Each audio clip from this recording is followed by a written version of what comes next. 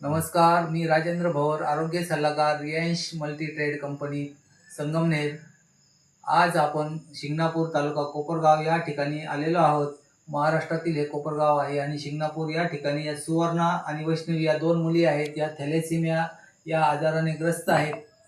यांना आपण आपल्या रियांश कंपनीचा अमृत ज्यूस चालू केलेला आहे 13 जून रोजी आणि आज 31 जुलै आहे. तर आज आपण यांना काय फरक पडला हे आपण त्यांच्या मातोश्री मैनाताई कुरे यांच्याकडून जाणून घेऊ. आपलं नाव सांगा.